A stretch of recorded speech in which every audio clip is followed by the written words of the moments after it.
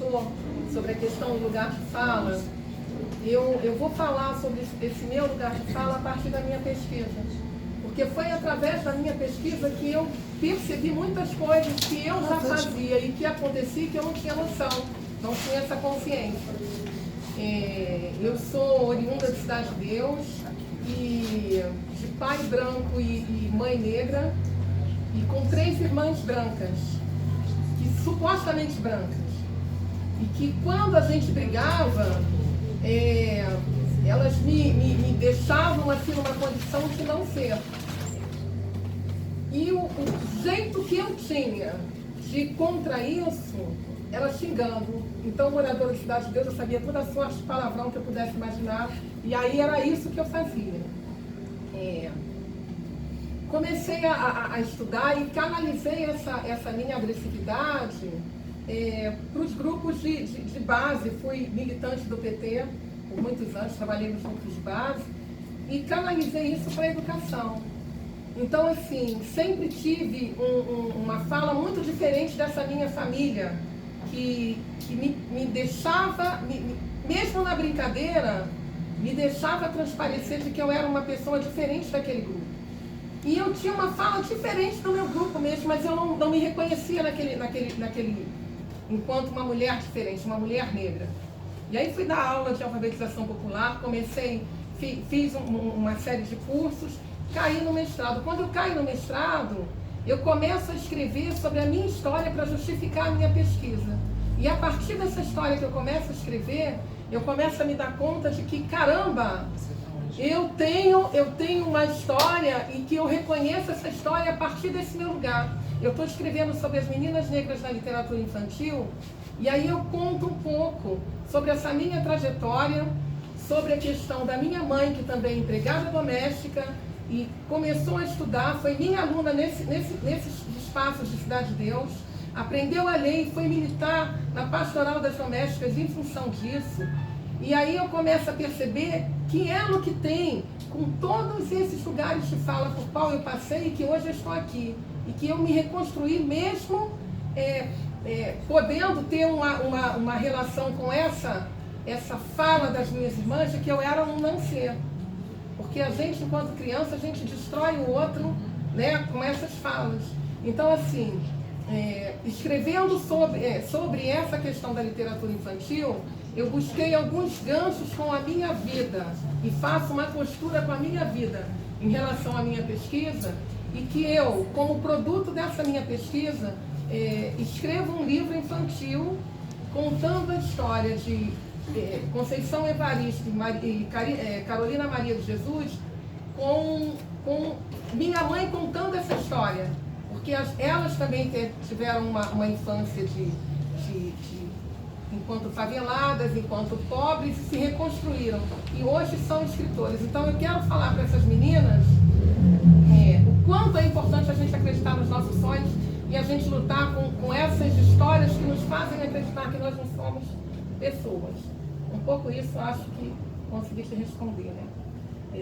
Buscando um pouco essa história que a Tudes fala sobre a questão da não imparcialidade da Carta Capital, eu acho que eu ainda mantenho essa questão da imparcialidade no sentido que a gente está vivendo uma fake news tão grande em que as informações não são postas, que quando um meio de comunicação coloca a informação como e faz uma abordagem de esquerda, eu acho que ela está trazendo essa informação de uma forma que as pessoas possam, assim, discutir um pouco essa questão da verdade desses fatos, que a gente não percebe isso nos outros meios de comunicação.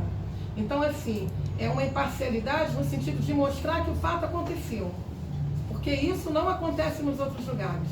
A forma como eles abordam essas informações são de uma forma que parece que não existe o lado contrário, o lado do contraditório, né? Respondendo um pouco sobre essa questão também da Djamila, o Silvio de Almeida, ele fala que nós negros, quando nós erramos, nós somos punidos no coletivo, né? E quando o branco erra, ele é punido no individual.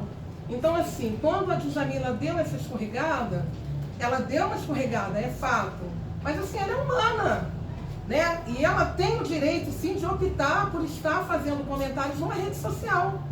Então eu acho que ela tinha que ser mais polida. Mas, se ela não é, ela é humana, ela tem o direito de falar sobre as impressões que ela tem sobre determinadas questões. Um pouco isso.